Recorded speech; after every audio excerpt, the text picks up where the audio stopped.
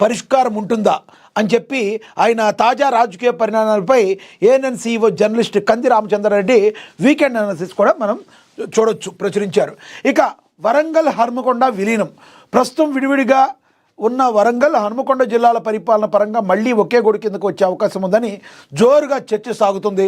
రెండు జిల్లాల మధ్య కార్యాలయాల పునరావృతం, అధికారుల సమన్వయ లోపం, ప్రజలకు సేవలో ఆలస్యం వంటి సమస్యలు ఈ నిర్ణయానికి ప్రధాన కారణాలుగా ప్రభుత్వం భావిస్తుంది. చారిత్రకంగా సాంస్కృతికంగా ఒకే గుర్తింపు ఉన్న ఈ ప్రాంతాన్ని ఒకే జిల్లాగా తీర్చిదిద్దితే పాలన వేగవంతమవుతుందన్నది ప్రభుత్వ అంచనా. మరి చారిత్రక నగరాన్ని విడదీయొద్దని కూడా అక్కడి ప్రజలు కోరుకుంటున్నారు. ఇప్పుడు కూడా నగర విలీనం కోసం ఆందోళనలు జరుగుతున్నాయి.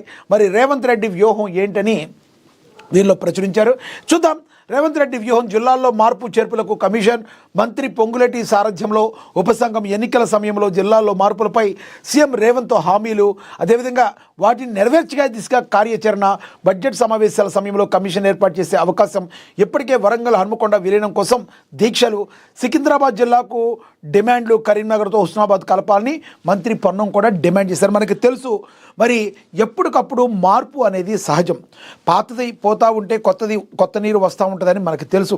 అదే సమయంలో మరి చారిత్రానికి సంబంధించి కొంత వాటికి వాల్యూ ఇవ్వటం కూడా ఉంటుంది. ప్రజలు ఏం కోరుకుంటున్నారో, ప్రజల మనసుల్లో ఏముందో, ప్రజలకు ఉపయోగకరంగా ఏముందో, ప్రజల కోసం చేయాల్సిన పనులు ఎప్పుడు ఉంటాయి.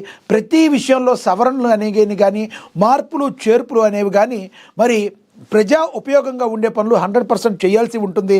దానిలో భాగంగా తెలంగాణ ప్రభుత్వం ఆ దిశగా ముందుకు వెళుతున్నట్టుగా కూడా మనకి కనబడుతుంది. ఇక తెలంగాణలో ప్రస్తుతం ఉన్న 33 జిల్లాల్లో మార్పులు చేర్పులు జరగనున్నాయి. అస్తవ్యస్తంగా లక్కీ నెంబర్ కోసం జిల్లాలు అశాస్త్రీయంగా విభజించారని, జిల్లాలో సరిహద్దుల మార్పులు చేర్పులు జరుగుతున్నాయని ఇటీవల రెవెన్యూ శాఖ మంత్రి పొంగులేటి శ్రీనివాసరెడ్డి ప్రకటించారు. ముఖ్యమంత్రి రేవంత్ రెడ్డి అసెంబ్లీ ఎన్నికల సమయంలో గెలిచిన తర్వాత కూడా జిల్లాల పునర్వ్యవస్థీకరణ ప్రజల ఆకాంక్షల సౌకర్యార్థం అనుగుణంగా జరుగుతుందని చెప్పారు. ఇటీవల ఏపీలో 2 కొత్త జిల్లాలు ఏర్పాటు చేయడంతో పాటు పలు జిల్లాల సరిహద్దులు మార్చగా ఇప్పుడు తెలంగాణలో కూడా ఇదే పద్ధతి కొనసాగబోతుంది అని సర్దుబాటు చేయనున్నారు. తెలంగాణలో 10 జిల్లాలను కేసీఆర్ ముఖ్యమంత్రిగా ఉన్న సమయంలో 33 జిల్లాలు చేయగా, జిల్లాల ఏర్పాటు తర్వాత ఏర్పడిన పరిపాలన అసమతుల్యత, భౌగోళిక సమస్యలు, నియోజకవర్గాల విభజన వల్ల తలెత్తిన ఇబ్బందులు, వీటన్నిటినీ పరిష్కారం చూపే దిశగా రేవంత్ రెడ్డి ప్రభుత్వం సమగ్ర ప్రణాళికను సిద్ధం చేసుకుంటుంది.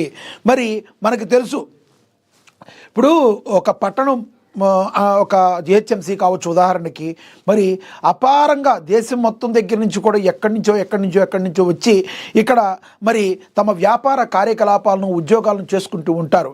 మరి ఇలాంటి హైదరాబాదు విశ్వనగరంగా అభివృద్ధి చెందింది, మరింత మహావిశ్వనగరంగా ఇప్పుడు అభివృద్ధి చెందబోతుంది. మరి ఇలాంటి సమయంలో మరి ఇక్కడ ఏ రకంగా ప్రజలకి మరి వాళ్ళ యొక్క ఉపయోగాలు ఉంటాయి. అదేవిధంగా వరంగల్ కావచ్చు, ఖమ్మం కావచ్చు, హన్మకొండ కావచ్చు, సికింద్రాబాద్ కావచ్చు, ఎక్కడైనా కూడా పరిపాలనా సౌలభ్యం దృష్ట్యా మార్పులు చేర్పులు తీసుకువస్తేనే 100% అది ప్రజలకు ఉపయోగకరంగా ఉంటుంది. దాని గురించి ఏం ఆలోచిస్తారు? 100% ప్రజలకి ఉపయోగకరంగా ఉండే విధంగానే ప్రభుత్వాలు నిర్ణయాలు తీసుకుంటాయి. మనకు తెలుసు గతంలో కేసీఆర్ హయాంలో మరి 33 జిల్లాలుగా దాన్ని మార్చారు. కానీ కొన్ని అసమతుల్యతలు ఉన్నాయి. మరి ప్రజలు ఇబ్బంది పడుతున్నారు కాబట్టి వాటిని కూడా పరిష్కరించడానికి మరి కాంగ్రెస్ ప్రభుత్వం, రేవంత్ ప్రభుత్వం ఈ నిర్ణయం తీసుకున్నట్టు తెలుస్తుంది. హుస్నాబాద్పై హామీ, గతంలో సీఎం ఇచ్చిన హామీ ప్రకారం హుస్నాబాద్ను కరీంనగర్ జిల్లాలో కలుపుతామన్న అంశం మళ్లీ తెరపైకి వచ్చింది. ప్రజల రోజువారీ అవసరాలు, జిల్లా కేంద్రానికి దూరం, రవాణా సౌభాగ్యాలు, కరీంనగర్తో హుస్నాబాద్ ఉన్న అనుబంధం, చరిత్ర అనే అంశాలను పరిగణలోకి తీసుకుని ఈ మార్పు చేపట్టే అవకాశం ఉంది. మంత్రి పొన్నం ప్రభాకర్ కూడా తిరిగి హుస్నాబాద్ కరీంనగర్లో కలపాలని కోరుతున్నారు. సీఎం రేవంత్ రెడ్డి ఎన్నికల సమయంలో కాంగ్రెస్ను గెలిపిస్తే కరీంనగర్లో కలుపుతామని హామీ ఇచ్చారు.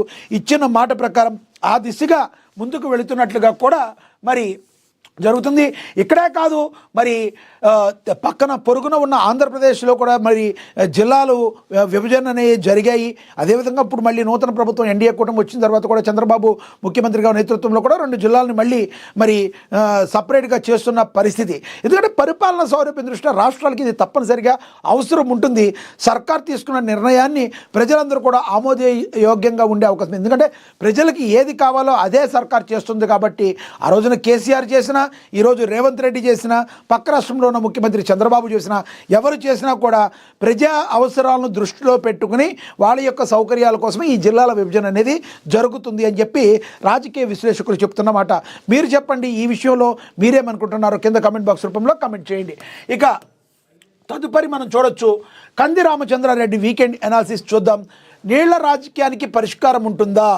నీటి వివాదాలు నిప్పుల కుంపటిగా మారిన తరుణంలో తెలంగాణ ముఖ్యమంత్రి రేవంత్ రెడ్డి సంచలన ప్రతిపాదన చేశారు. తెలంగాణ కోణంలో ఇది సంచలనమే కాదు, సాహసం కూడా. తెలంగాణ ఉద్యమ సమయంలో తెలంగాణ ప్రభుత్వం ఏర్పడ్డాక నీళ్ల చుట్టే రాజకీయాలు ప్రభుత్వాలు తిరిగాయి.